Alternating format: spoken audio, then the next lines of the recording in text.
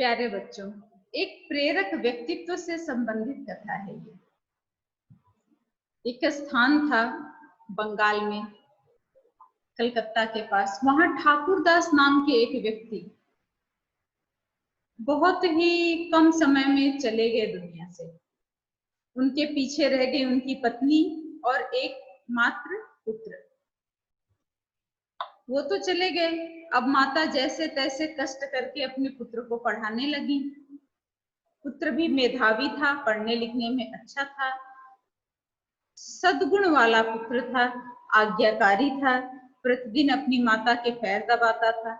एक दिन पैर दबाते दबाते उसने अपनी माता से कहा, माता, आप मेरे लिए बहुत कष्ट सह रही हैं। जब मैं बड़ा हो जाऊंगा तो मैं आपके लिए बहुत सारी चीजें ले आऊंगा, बहुत सारी चीजें। माता बोली, अच्छा, क्या क्या लाओगे मेरे लिए? बालक बोला, सर्वप्रथम तो मैं आपके लिए बहुत अच्छे अच्छे भोजन की व्यवस्था करूंगा ताकि आप खूब अच्छा खा सकें। बोली, अच्छा, और? बोला, मैं आपके लिए खूब सारे गहने बनवा दूंगा ताकि आप पहनना अच्छे अच्छे रोज।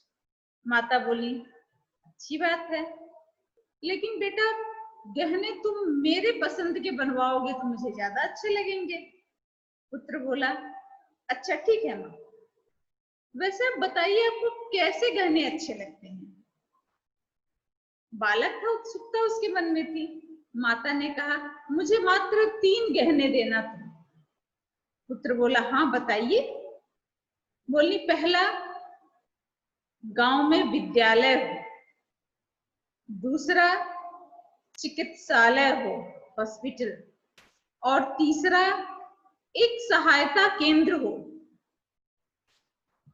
जहां पर गरीब असहाय बच्चों को भोजन वस्त्र आदि प्राप्त हो सके।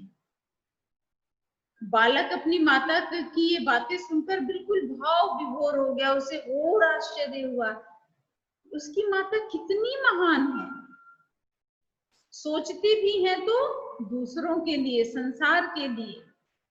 ये बात उसने अपने मन में रखी, खूब मन लगाकर पढ़ा और बड़ा होकर एक उच्च पद पर आसीन हुआ, एक बड़ी पोस्ट पर कार्य करने लगा। उसे अपने माता के गहने याद रहे और वो निरंतर प्रयास करता रहा, उसके लिए खूब परिश्रम किए, धन जुटाया और विद्यालय, चिकित्सालय, सहायता केंद्र उसने खोलकर उसने अपने माता को ये गहने प्रदान किए। और माता भी अपने पुत्र के द्वारा प्राप्त इन गहनों से बहुत गौरवान्वित महसूस करती थी कि एक तो मेरा पुत्र आज्ञाकारी और उसने मेरे सपनों का मान रखा, उसके लिए मेरे इस पुत्र ने अथक परिश्रम किया।